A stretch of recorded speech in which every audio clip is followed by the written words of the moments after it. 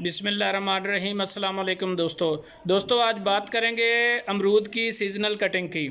तो दोस्तों आप जानते हैं कि इसकी बेसिक कटिंग जो होती है वो जो प्रूनिंग है वो अप्रैल के महीने में की जाती है। और जो दोस्त अप्रैल के महीने में इसकी प्रूनिंग या कटिंग नहीं कर सके तो उसके लिए बेस्ट सीज़न आजकल चल रहा है। तो मई के एंड से 20 मई से आलमोस्ट आपने शुरू कर देनी है अपने बाग की अमरूद की कटिंग, ताकि आपको बेहतरीन फ्रूट मिल सके। और उसको ख़त्म करना है जून के पहले हफ्ते तक। बेहतर ये है कि आप 20 जून से स्टार्ट करें और अपने साथ अच्छी लेबर लगाकर उसको 1 जून तक ख़त्म करें। और 1 जून पे ख़त्म करने के बाद इसका आपका बेनिफिट क्या होगा इस बारे में आगे डिटेल से बात करते हैं। तो दोस्तों मेरी आपसे रिक्वेस्ट है कि मेरे चैनल क्लेरा फ्रूट फार्म को सब्सक्राइब कर दीजिए और इसके साथ साथ जो बेल आइकन है उसको प्रेस कर दीजिए ताकि मेरी तमाम वीडियो आपको मिलती रहे।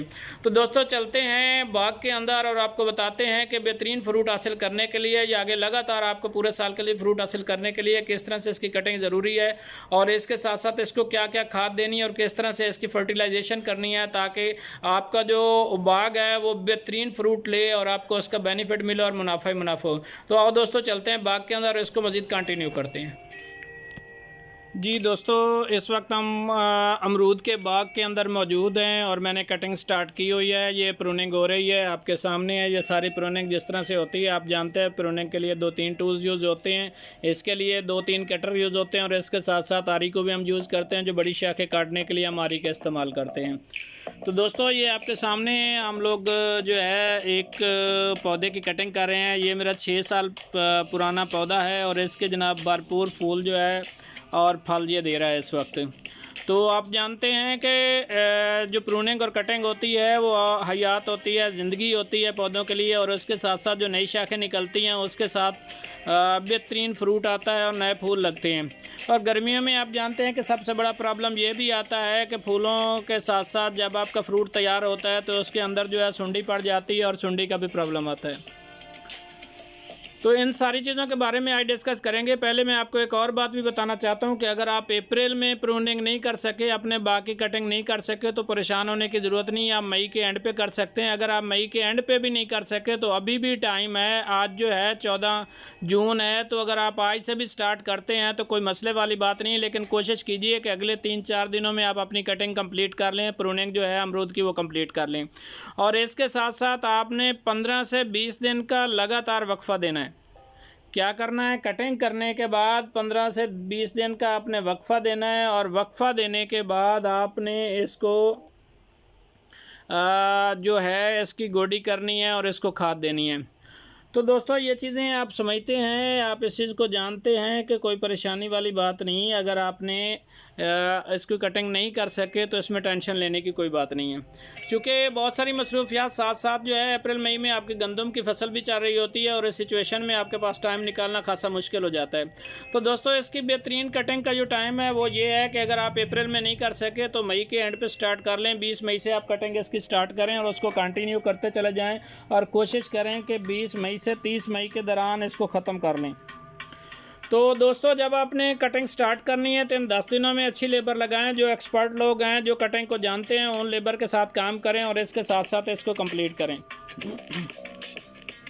दोस्तों जब आपने कटिंग कंप्लीट कर देनी है तो 20 दिन के लिए, 15 से 20 दिन के लिए आपने अपने बाग को छोड़ देना है। उसको पानी वगैरह नहीं लगाना, उसको कोई खाद नहीं देनी। हाँ अलबत्ता और ज़मीन के अंदर अगर आपकी कोई फसल है तो उसको ख़त्म करें और इसके साथ साथ आप जो है उसकी गोडी कर सकते हैं, उसके अंदर हल चला सकते हैं, उसके अंदर रोटावेटर का यूज़ कर सकते हैं। और इसके साथ साथ आपकी ज़मीन में जो जड़ी बूटियाँ हैं, जो आपके खाले बनने हैं, उनको सेट कर सकते हैं और ये प्रोसेस आप कंटिन्यू कर सकते हैं।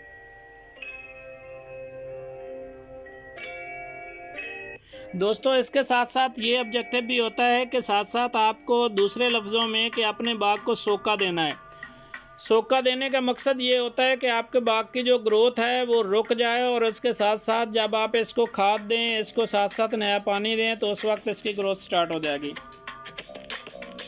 दोस्तों प्रूनिंग के बारे में जो प्रोसीजर है, बड़े बाग का, छोटे बाग का, मैंने 1 साल का पौधा, 2 साल का पौधा, 3 साल का पौधा और 4 साल के पौधे की जो प्रूनिंग और कटिंग है वो आप लोगों के साथ ऑलरेडी शेयर कर चुका हूँ। ये मेरा 6 साल पुराना पौधा है और फुल तनावर दरख्त बन चुका है और इसकी कटिंग आपके सामने हो रही है। कटिंग का सबसे बड़ा एलिमेंट ये होता है कि कटिंग करने से, प्रूनिंग करने से नई शाखें निकलती हैं और जब नई शाखें निकलती हैं तो उन पर नए फूल आ जाते हैं और फूल आने से आपका फ्रूट मिलता है। तो गर्मियों में बात हो रही थी कि गर्मियों में फ्रूट के अंदर सुंडी क्यों पड़ जाती है और वो आपके फ्रूट को ख़राब करती है। तो उसका तरीक़ाकार ये है कि दोस्तों जब आप कटिंग कर लेते हैं, गर्मियों में आपके फूल आ जाते हैं पौधों के ऊपर, तो फूलों के अंदर सफ़ेद मक्खी जो है वो अंडे दे देती है। सफ़ेद मक्खी क्या करती है, आपको जो बाग के फूल होते हैं, जो अमरूद के फूल होते हैं, उनके अंदर अंडे दे देती है। वो अंडे वहाँ पे महफूज हो जाते हैं। जैसे जैसे वो फ्रूट बनता चला जाता है तो सफ़ेद मक्खी के अंदर अंडे जो हैं, जो एग्स हैं, वो अंदर पड़े रहते हैं और उसका नुकसान क्या होता है कि जब आपका फ्रूट गर्मियों में तैयार होता है, अंदर से नरम होता है, तो अंडों को फेवरेबल एनवायरनमेंट मिलता है और फ़ौरन उसमें सुंडी में कन्वर्ट हो जाते हैं। जब वो सुंडी में कन्वर्ट होते हैं तो उसके साथ साथ आपके फ्रूट को भी ख़राब करते हैं और आपका लॉस हो जाता है। आप जानते हैं गर्मियों में जब भी आप मंडी में अपना फ्रूट लेके जाते हैं तो उस वक्त यही चीज़ सबसे ज़्यादा डिस्कस होती है कि इसके अंदर कीड़ा तो नहीं है, इसके अंदर सुंडी तो नहीं है। हालांकि देखा जाए तो एकदम आपका फ्रूट पकता है और उसके साथ साथ उसका एक एज ये भी होता है कि उस फ्रूट के अंदर आपको जो कलर है फ्रूट का वो बहुत ज़बरदस्त होता है और फ्रूट तैयार होने के साथ बहुत खूबसूरत भी लगता है। तो दोस्तों बात सारी जो डिस्कशन हो रही थी उसमें ये है कि आपने करना क्या है, इस सुंडी से, इन कीड़ों से कैसे बचना है। तो उसका बेहतरीन तरीका है कि जब आपके ये फूल आना शुरू हो जाएंगे तो दोस्तों इसमें एक चीज़ और भी मैं साथ डिस्कस करता चलूँ कि जब फूल आ जाएंगे तो आप 15 से 20 दिन का वक्फा देकर आपने सफ़ेद मक्खी के तदारुक के लिए उस पर स्प्रे करना है। तो ये स्प्रे जो है जैसे जैसे आपके फूल आते चले जाएंगे, आपने महीने में 1 या 1.5 महीने में 2 स्प्रे आपने करने हैं। तो उसका फ़ायदा ये होगा कि जो सफ़ेद मक्खी है वो मर जाएगी और उसके जो अंडे हैं वो भी ख़त्म हो जाएंगे। जब मक्खी नहीं होगी तो अंडे कैसे देगी। अगर उसने कहीं अंडे दे भी दिए हैं तो वो अंडे जो हैं स्प्रे के साथ ख़त्म हो जाएंगे और इसके साथ साथ जो आपका फ्रूट है वो महफूज हो जाएगा। तो दोस्तों बात हो रही थी कि जब आपने कटिंग कंप्लीट कर लेनी है, अगर आपने मई में नहीं की या अप्रैल में नहीं की तो आप जून के फर्स्ट वीक से अभी भी इसको स्टार्ट कर सकते हैं और अगले 3 से 4 दिनों में इसको मुकम्मल करें। और 30 जून तक आपने करना क्या है, आपने 30 जून तक उसके अंदर हल चलाना है, उसके अंदर जो फसलें हैं वो काट लेनी है और इसके साथ साथ आपने जो खाले बने हैं उनकी सारी जड़ी बूटियाँ ख़त्म कर लेनी है। 30 जून को आपने करनी है इसकी गोडी और आपने इसको देनी है खाद। तो दोस्तों जो आपका मुकम्मल पौधा है जो 5-6 साल का हो चुका है तो आपने उसको खाद किस तरह से देनी है। एक तो कोशिश करें उसका रूढ़ी दें, जो ऑर्गेनिक खाद है वो दें। उसके साथ साथ इसमें 2 किलो फास्फेट और उसमें 2 किलो यूरिया आपने ऐड करना है फ़ी पौधा। और उसके तने से 2 से 3 फुट का फासला छोड़कर आपने उसको खाद देनी है और उसको पानी लगा देना है। तो इस तरह से जो आपके पौधे होंगे वो न्यूट्रिशन मिलेगी, उनको सोखे के बाद पानी मिलेगा तो वो एकदम उसकी शाखें फूटती हैं और आपको बेहतरीन जो है फूल और उसके साथ साथ फल में कन्वर्ट होते चले जाते हैं।